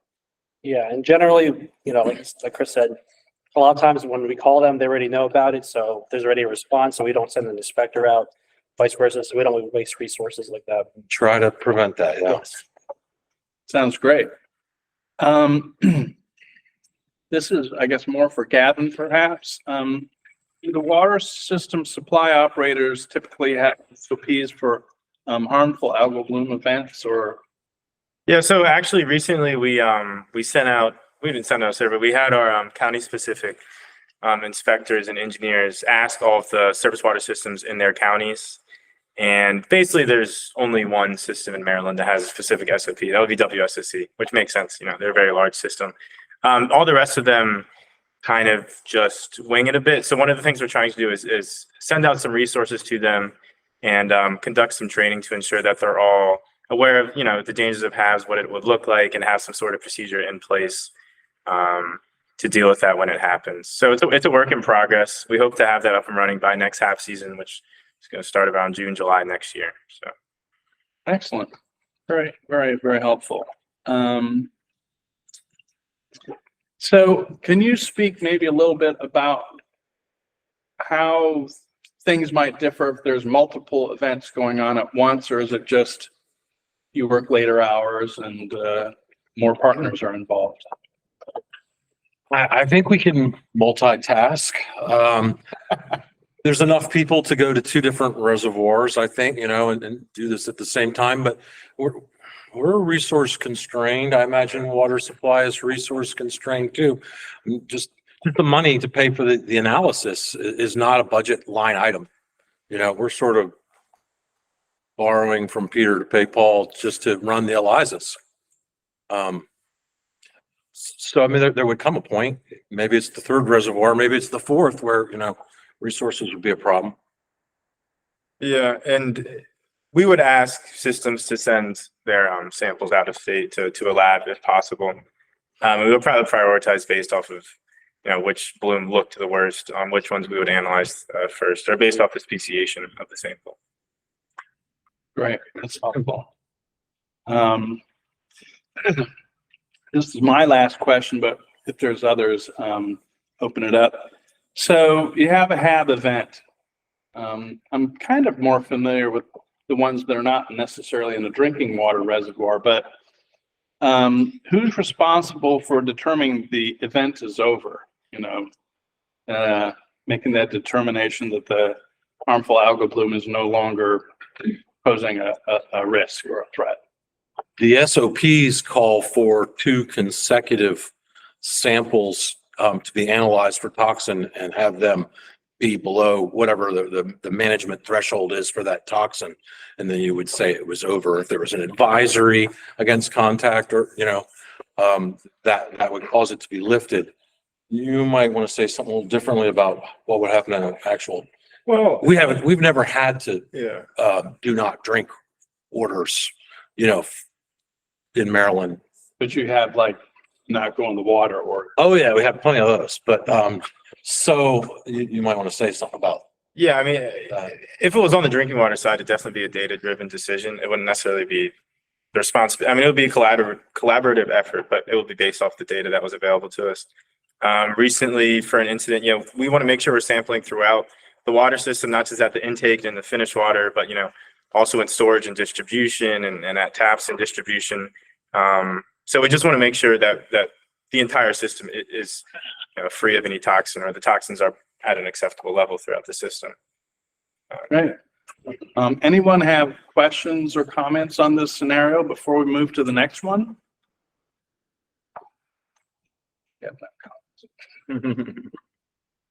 Really have a comment? Okay, go ahead.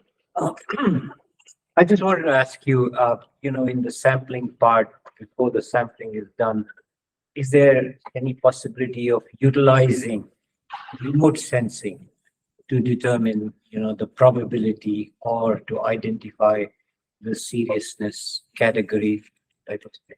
So there's an EPA program which uses satellite data. Do you remember what it's called, Chris? There's NOAA is actively involved in this, and so that sort of remote sensing exists. Their pixel size is relatively large, so you can see the Chesapeake Bay very well from space, but like Broadford Lake, the drinking water reservoir in Oakland, the city of Oakland and Garrett County, too small probably to really do anything with that. So it has some challenges, and then they can't necessarily, the remote sensing can't tell you what algae it is. You'd still need to identify it. Yeah, it just tells you the presence of the algae. Yeah, or the presence of chlorophyll or types of photosynthetic pigments, but not speciation. So that's an unfortunate thing about a lot of Maryland drinking water reservoirs is that their size. There's a lot of ones, Savage River Reservoir out there, Piney Run Reservoir for Frostburg. They're just kind of too small for satellite data to really give you an accurate picture of what's going on. And then in the Potomac River, I think DNR actually brought this up. They're called spats that you can use, where it's like things that you put out, and they passively collect the toxin, and then you can pull them at a certain time and analyze the toxin to see. But that's not an effort that we've initiated yet.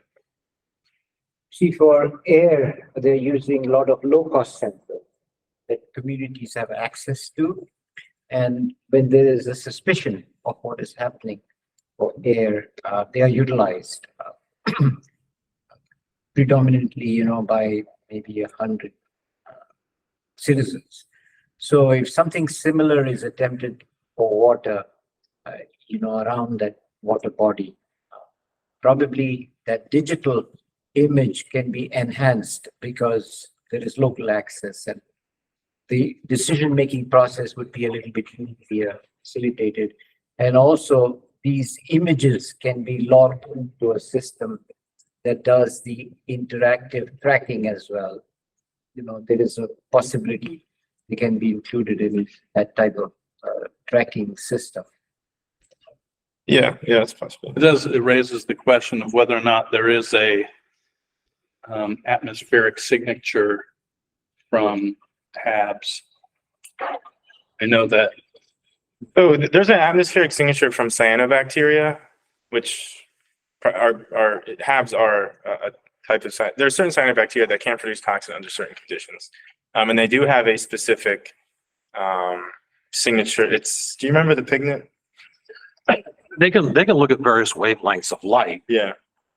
And by ground truthing the data that they're getting from the satellites, with species identification, they can tweak these wavelengths that they look for and say that this chlorophyll signature is leaning towards, it's a dinoflagellate, which is one type of algae, or maybe it's just a green algae or a cyanobacteria. But that's about as far as we've got as far as refining that. There's also technology out there where you can put a machine in the water and it will sample water and photograph under a microscope, photograph what's going past it. And you can train like a library of images to do the identification for you and then notify you, sort of remotely that this is what's passing by this camera, underwater microscope camera. That exists, but it's very expensive. Certainly take quite a bit of money to take care of all of our reservoirs. Yeah, that's another problem, is that we just have so many small reservoirs that, like, if you look at like Ohio, they have like Lake Erie, which provides water to millions of people, and here we have small reservoirs that provide water to maybe 5,000 people, where the algae is a concern. So it's tricky. With air sensors, they started with $250,000, but in 2.5 decades, the pricing has come down where you can approximately get the value for about $30. So that's For one sensor, but they are not as rugged as the quantum. You know, you can plant those sensors in a stack where the temperature could be 350 degrees Fahrenheit. These sensors are ambient air, you know, whatever temperature is air at that time, they can still give you within 20-25% approximate range what the values are for particulate matter, for instance, invisible PM, oxides of nitrogen, oxides of sulfur, things like that. Well, great. I appreciate the discussion. Good coverage of how we currently respond to harmful algal blooms, and apparently there's work in progress in terms of improving that. So that's good to hear. Go on to our last element of today's event, which is another scenario. Let's see if I can find it here. Oh, here we go. So scenario 2, a hurricane and at-risk dams. Let me first, before I do that, I need to, there are a panel in place. I'm sorry. So for this panel, we'll have Charles Wallace. If you could, I guess, Chris, you're done with your duty. I'll move. Yes. Hot seat's all yours. For Kevin's still on the hot seat. Arno's in place. Is Jim Richardson here from land management? I think he's with the oil control program, maybe online. Ed Dexter, so possibly online. And then we've got Gavin and well, of course, John Roach, he's also with our dam safety program. So feel free to chime in, John. So back to our scenario. For the at-risk dams due to a hurricane. So during a 3-day holiday weekend in Maryland, woohoo, a stalled tropical storm system brings heavy and prolonged rainfall to the region. As a result, two significant hazard, earthen dams display potential failure signs. The emergency spillway of one dam is beginning to display gully erosion, and MDE has received a report that the other dam is displaying signs of seepage. The dam owners, upon receiving alerts from weather monitoring agencies and observing rising water levels, swiftly initiate their emergency action plans. So we have emergency action plans are required to be developed by dam owners, many of whom are private, as I mentioned before, and they give all sorts of information about who are their consulting engineers they should contact, which local emergency entities they should contact, and things like that. When they need to get into a mode of calling for an evacuation downstream from their dams and that type of thing. So let's see what kind of questions we have here. So first question is, how does Water and Science Administration's Dam Safety Division typically find out about incidents like these? And quick answer on that, if it's a hurricane or a tropical storm like this, we would have probably known in advance that it was coming, and we would have been preparing for it, contacting dam owners, especially ones we have special concerns about. Now, that being said, there's a lot of other ways that emergency situations arise for dams that we become aware of. First one would be like MDEM. I can think, I've been with dam safety for I think it's 18 years now, and there's only been once that we got a notification between 9 and 5 on a Monday through Friday. It's always after hours, always. But MDEM will reach out and contact us. Sometimes MDE compliance will reach out and contact us. Sometimes the dam owner will contact us. Also, local news agencies or national news agencies will get wind of something and it gets to the governor or somebody. I'm thinking back to a hurricane event where when we're talking about emergency action plans, it's not something we always had, but around the early 2010s, we started implementing national templates for emergency action plans. And they were a little rough and they had some problems. And one of them is if a dam's for flood control, not only do you worry about the dam failing, but if you get a very large event, you can start to have floodwaters going over the emergency spillway and still flooding the people downstream. So the initial, we have a predetermined message to send out depending upon what level of the dam emergency it is. Anyway, it was telling people that the dam was failing when it was actually, there was water about to go over the emergency spillway and flood people. So CNN gets a hold of the governor, and then the governor makes us, even though I was talking with in this case, it was St. Mary's Dam, and a park ranger was talking with me hourly as to what was going on, and I knew everything was fine, but I still had to go down there and personally look at it to see that it's in. So I'm just trying to say there's a lot of different ways that we hear about these things. Also, we can experience it ourselves. In 2011, we had an earthquake. I was here in Montgomery Park when we had the earthquake, and one of the things you can do there too is information can be hard to get. Local news sources. I went home, I looked at channel 11, 13 too, and was flipping back and forth, and you get a picture pretty fast of where the problems were. And we don't even know the magnitude of the earthquake, where it was, these types of things. And it takes you got to use all of your resources to find out what's going on. Great, that's helpful. So the next, you kind of got into this, Charles. The next question is provide an outline. I put here 3 to 5 minute outline. It doesn't need to be that long, of how the dam owner and WSA's Dam Safety Division personnel would typically respond in the initial stages of such an incident, where you really got some failure starting. Give attention to the communications and notifications that we talked about earlier. First of all, there's over 20,000 dams in Maryland.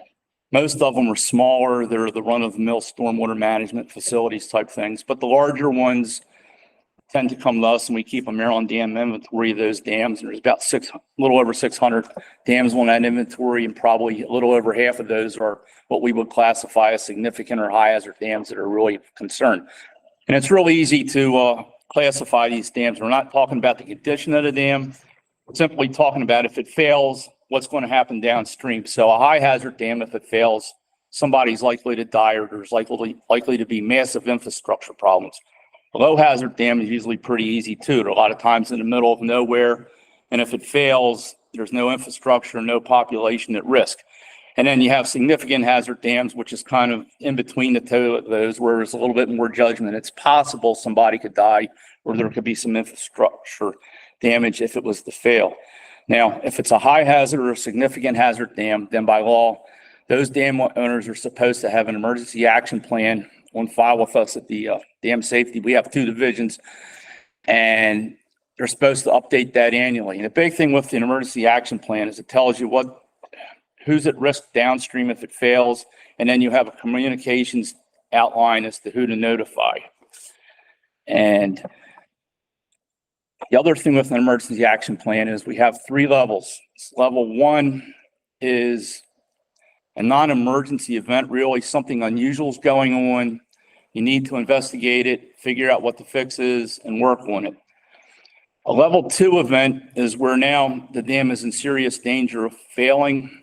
And at this point, we start to notify the local emergency action response people that, there's a problem going on in this dam, and we're spending a lot of effort to try to save the dam. And then a level 3 event would be where the dam is in imminent danger of failing, and usually you initiate evacuation procedures and closing the roads. So in a nice situation, it gets to level 1 and it doesn't go beyond that. We find out what the problem is and address it. Sometimes an unknown problem presents itself, and then you just have to immediately either go to 2, or sometimes you have to go right to level 3 if it's a bad enough situation. And it's always the dam owner's responsibility. It's their dam. In the past, we've been more of a technical advisory role, but recently state law has changed where If we don't see a dam owner doing what they're supposed to be doing, then we've got to step up and take over the dam and make sure that the citizens of Maryland are protected. And we're still making adjustments now as to how we're going to interact with the dam owners. Most of the larger dam owners usually have the resources available to fix their dams and to address the problems. It's the smaller dam owners, like you were talking about earlier, Jim, that lack resources where it's a problem. And it would be nice to find some sources of funding to help these people out. Right. If I could add it too, I mean, you started off, Jim, talking about all the new people at MDE and all that. So the spin off of Charlie's stuff and how he said, like, we're acting as the technical advisors, let's say. In the world of emergency management, there's the incident command system. And for anybody who hasn't taken online training, it's free, available through FEMA Emergency Management, so you should do it if you might have a role in an emergency, because it clarifies expectations. Just like our EAP clarifies expectations of your job duties. Like, so when ICS is fluid, depending on what's happened, but more often than not, for most of an emergency, we're acting as a SME, a subject matter expert, basically advising the owners and the first responders, emergency management officials on how dangerous the situation is, what are expected actions that could be taken, and consequences of taking or not taking those actions. We're not supposed to, we're not there to be the heroes, Superman, Superwoman jumping on the dam and plugging holes with our fingers. Kind of, that's not the right attitude to take. So, but sometimes, yeah, we could theoretically be incident commander if we're the first person on scene, which we quickly turn over as quickly as you can. And we could act as the owner too, like Charlie said. But anyways, I just thought of Charlie's response. Maybe think if you haven't taken the ICS training, or your staff haven't, you should introduce it to them. It's free, and it's really important in emergency that everybody's talking the same language and understanding roles and responsibilities, and that's a really good way to quickly understand that. Can I add too to that? When you have where they have the full activation of the Emergency Operations Center, usually, at least in the past, the way it's been is each department has a liaison up there at the center. And so somebody from our emergency response unit, and it'll be probably Jeff Donahue or somebody he designates, will be up there. And we'll be talking back and forth. If somebody up in the emergency center has a question, he'll relay it to us. We try to get the answer. Likewise, if we need information, we can approach Jeff, and the emergency state can reach out and get us information. And it's been a very good two-way street in the past. It's worked quite well. I can also think of an incident back in 2007 out in Western Maryland, where we became aware of a situation. This was in the winter where there was starting to be flow over the emergency spillway because the riser was plugged. And in that case, we had to reach out to compliance because they had inspectors out in Western Maryland that could get out there quickly and take a quick look at it before because it's a 3-hour drive for us to get out there to give us information as to what was going on and try to start getting a response prepared while we were en route. That's great examples. The next question, so you've kind of dealt with the early stages of responding. And I guess this next question could be part of the early stage, but it also broadens the impacts. So what secondary concerns should be considered? For example, drinking water supplies that are downstream, and do emergency action plans identify these secondary concerns? And, I've got Gavin sitting next to you, so it's, the obvious tee-up question. Yeah. The dam safety, our focus is typically on the dam and, closing people so somebody doesn't die and to minimize infrastructure damage. Usually if there's something major downstream, we're aware of it, but not always. That's where, again, with the Emergency Operations Center, and you have the different departments there. I believe they also have GIS images of our different the major dams and the danger reach, so that they could be looking at that and seeing if there's anybody else or other concerns that may be there. But from dam safety, our principal focus is on the response to the dam emergency. Yeah, most major drinking water systems will be aware if there's a dam upstream that could affect their water quality. If it was a significant impact that the dam would have, they would probably shut their intakes if they had enough storage or something of that nature. I mean, if you have a major dam that fails, you're gonna have all sorts of nasty stuff and contaminants getting swept up in that. But most water utilities will be aware of that. I think it's also recently required for the water resources element, the local planning process, that you have information of where dams are. So that aids in the understanding for drinking water. Great.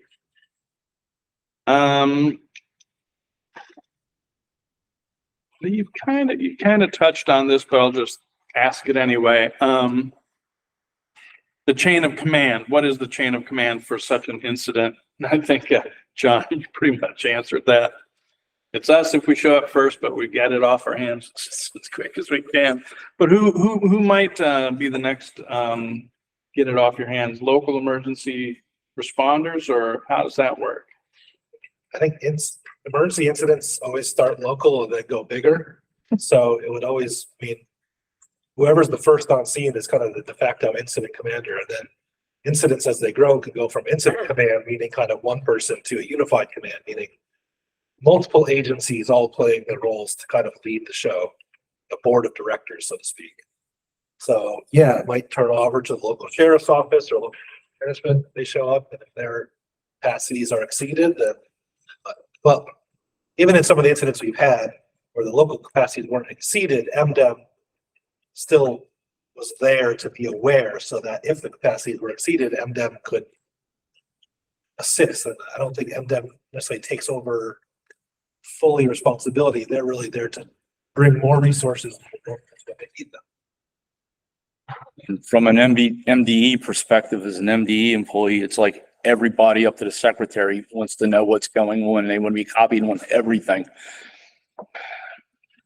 round the clock. All right. Well, I've got one last question. It's kind of a takeoff on the downstream issue.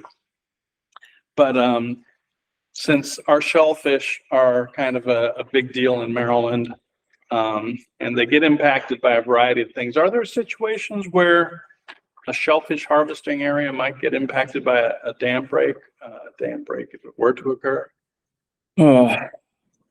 Most of the dams we have are inland, and there's some larger dams that I could see the breach wave would go out to Chesapeake Bay. I don't know how far up the shellfish area goes in that, and by the time you're getting into the bay, you're starting to have a pretty big dilution effect, I would think. All right. Well, that pretty much wraps up my questions. Anybody else have curiosity questions about any of these scenarios? Go ahead. It's interesting, for dam safety, you rely on expertise, knowledge that exists here. Are there any plans to develop the knowledge at the local level, meaning the community, the students, the young, different age groups, so that they can see what the vulnerabilities are of that area and be cognizant about the protective measures that need to be taken or enhanced, and at the same time require on their own compliance with the standards, and maybe even raise the standards because they live there. They know the local area much better than others from a distance, and also capabilities and resources available to them. That's one area where I think we do pretty good at MDE as a program level. All the local governments have to have stormwater management programs in effect, and they're very aware of the flooding type issues. And so we have had different workshops over the years. We've usually try to have at least one annually with dam owners and that, but the regulated community is pretty aware of the dam regulations, and of course, dam safety is a part of that. So that's one area where I think we do a pretty good job. Also finished off inundation all the dams in the state. That will be available online, not only for emergency management, but for local planning and zoning decision makers, for developers, for residents, and all of that. So we do a pretty good job, I think, in communicating. And it's not just our responsibility either, right? So it is a little bit of government and the entities themselves need to do that. And they can do that. Extend to what our reasonable reach is, I think we're very good at it. In this plan, you mentioned contain elements of or the operation. Which plan?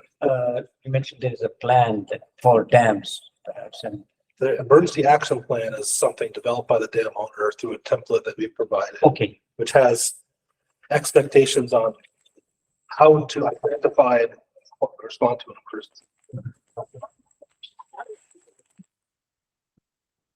And for how they should operate and maintain their dams. and these plans are obviously available to the public, and they inform them that, you know, they can see what these plans No, I are. wouldn't say they're available. I mean, they are. Public Information Act doesn't necessarily. Upon request, we would provide. Okay, let's put it that way. The critical infrastructure security exemption is really not, or a discretionary exemption from reporting is not really enforceable. I feel like guidance. So we would always defer to at least the exception of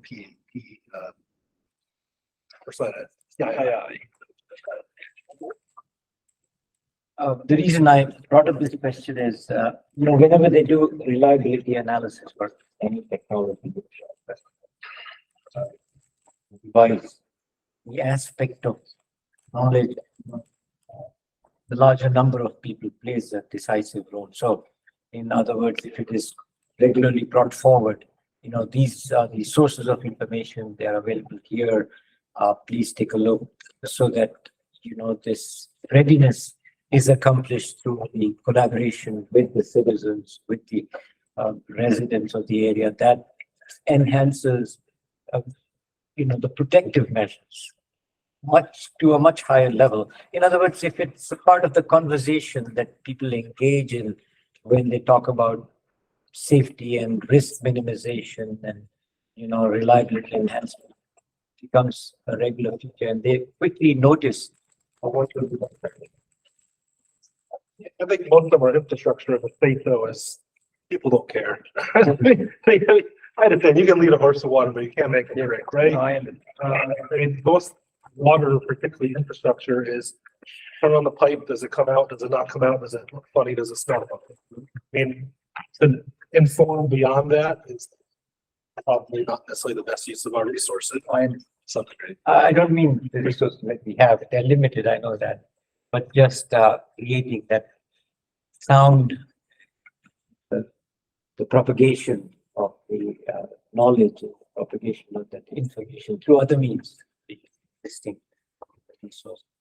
And I know we only have about 5 minutes or so. I want to make sure we get do our wrap up. Yeah, make sure if there's just around the room if there's any other questions or comments for the panel or otherwise. I just want to mention, water supply program is actively looking at our policy.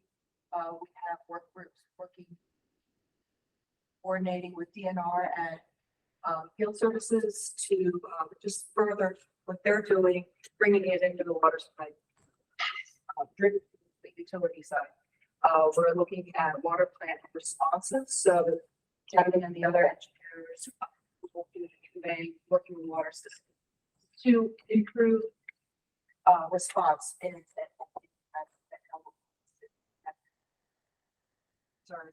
and then we're also working on the public notification side to notify if there is a Great. For those online, if you couldn't hear, our water supply program is enhancing their procedures and the procedures that the utilities they oversee have to prepare for and respond to harmful algal blooms, as well as notifying the public, which is part of the procedure. This pretty much wraps up our maiden climate emergency preparedness training session. And I want to thank everybody, particular our sister agency, our sister department, I should say, Maryland Department of Emergency Management for stepping up, as well as our panelists for taking the time to be involved in planning for this meeting, as well as participating, and for all of you for coming and being a part of it, and everyone online as well. So thank you all very much.